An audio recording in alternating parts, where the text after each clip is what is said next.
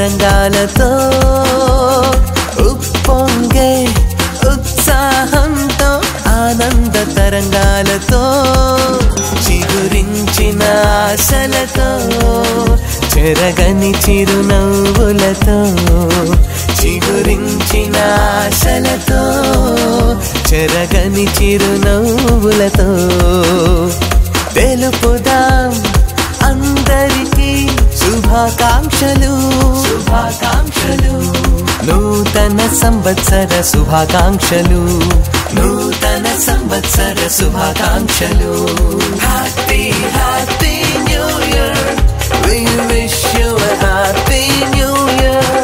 SMJ creations YouTube channel చూస్తున్నటువంటి ప్రేక్షకులందరికీ కూడా హృదయపూర్వకంగా నూతన సంవత్సర శుభాకాంక్షలు తెలియజేస్తూ ఉన్నాను. ప్రియమైనటువంటి సహోదరి సహోదరులారా, ప్రియ దేవుని బిడ్డలారా, మీరు చూస్తున్నటువంటి ఆధ్యాత్మిక కార్యక్రమాల వలన ఎస్ఎంజే క్రియేషన్స్ యూట్యూబ్ ఛానల్ నుండి మీరు వింటున్నటువంటి అనేకమైనటువంటి ఆధ్యాత్మిక గీతాల ద్వారా మీరు మమ్మలను ఎంతగానో ప్రోత్సహిస్తూ ఉన్నారు. మరి కార్యక్రమాలు చేయడానికి ప్రతిరోజు కూడా ఒక ధ్యానాంశాన్ని మీకు అందించడానికి సహకరిస్తూ ఉన్నారు. మీ అందరికీ కూడా హృదయపూర్వకంగా వందనాలు తెలియచేస్తూ రాబోయేటటువంటి నూతన సంవత్సరంలో దేవుడు మిమ్ములను మీ కుటుంబాలను సమృద్ధిగా ఆశీర్వదించాలని మనస్ఫూర్తిగా కోరుకుంటూ ఉన్నాను. అయితే ఈ నూతన సంవత్సరాన్ని ప్రారంభించుకుంటున్నటువంటి మనకు ఒక చిన్న ఉదాహరణ ద్వారా నేను మీకు ఒక చిన్న ధ్యానాంశాన్ని అందచేయాలని అనుకుంటూ ఉన్నాను. కాబట్టి ఏమిటి ఈ ధ్యానాంశం అంటే, నూతన సంవత్సరానికి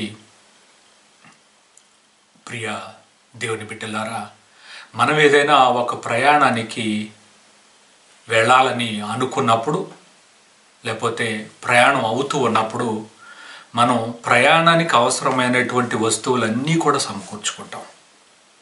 అది పేస్ట్ బ్రష్ దగ్గర నుండి సబ్బు టవల్ ఇంకా అవసరమైనటువంటి వస్తువులు ఎన్నిటి గురించో మనం ఆలోచన చేసి, నేను 10 రోజులు ఉంటాను, ఈ 10 రోజులకి సరిపడినటువంటి వస్తువులు తీసుకెళ్ళాలి అనే ఆలోచనతో అన్నీ కూడా సర్దుకుని సూట్ కేసు సర్దుకుని చక్కగా ప్రయాణమై వెళుతూ ఉంటాం. అది సహజంగా ఎవరైనా చేసేటటువంటిది. అయితే దేవుడు మనకు 365 రోజుల ప్రయాణాన్ని బహుమతిగా ఇవ్వబోతున్నారు. ఈ 365 రోజుల ప్రయాణంలో ప్రతిరోజు కూడా మన జీవితంలో ఒక అద్భుతం అనే చెప్పాలి. ఎందుకంటే ఉదయం లేవగానే దేవునికి మనం వందనాలు చెబుతూ ఉంటాం. దేవా, నీవు నాకు ఈ యొక్క నూతన దినాన్ని దయచేసావు, చాలా వందనాలను తెలియచేస్తూ ఉంటాం.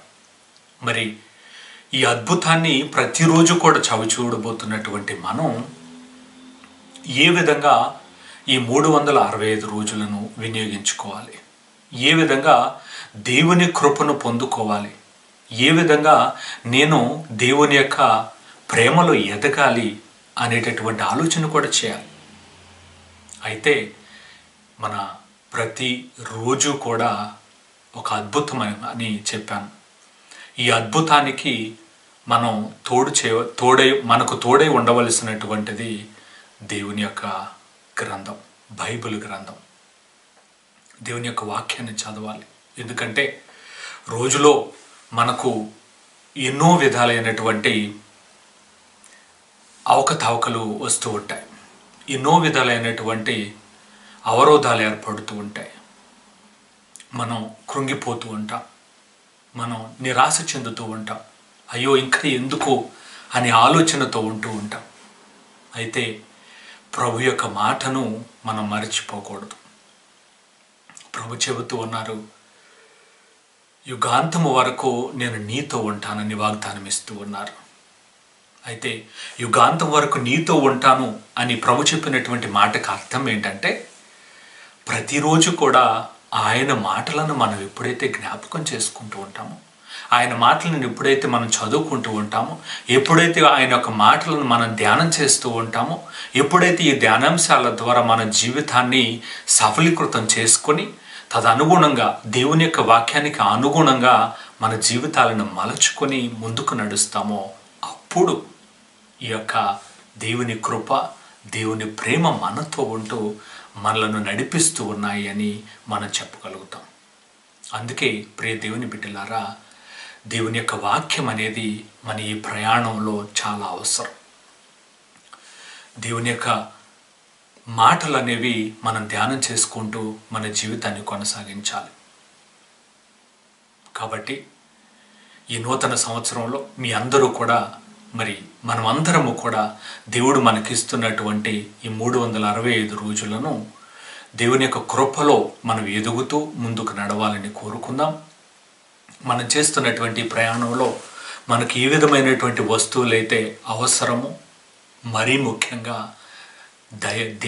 బైబిల్ గ్రంథం, దేవుని యొక్క వాక్కు మనకు చాలా అవసరం. ఏది మర్చిపోయినా, ఏది మన సూట్ కేసులో పెట్టుకున్నా పెట్టకపోయినా దేవుని యొక్క వాక్యం అనేది మనకు చాలా అవసరం. దైవ వాక్యాన్ని పాటిస్తూ, దైవ వాక్యాన్ని ధ్యానిస్తూ మన జీవితాలను తదనుగుణంగా మలచుకుంటూ దేవుని యొక్క కృపలో ఎదుగుదాం. మరి ఈ నూతన సంవత్సరంలో మీ అందరినీ కూడా దేవుడు మిమ్ములను, మీ కుటుంబాలను 30ంతలుగా, 60ంతలుగా, 100ంతలుగా దేవుడు ఆశీర్వదించాలని కోరుతూ మీ అందరినీ దేవుని యొక్క కృపలో దేవుడు బలపరచాలని మనస్ఫూర్తిగా కోరుకుంటూ మరొక్కసారి మీ అందరికీ నూతన సంవత్సర శుభాకాంక్షలను తెలియజేస్తూ ఉన్నాను.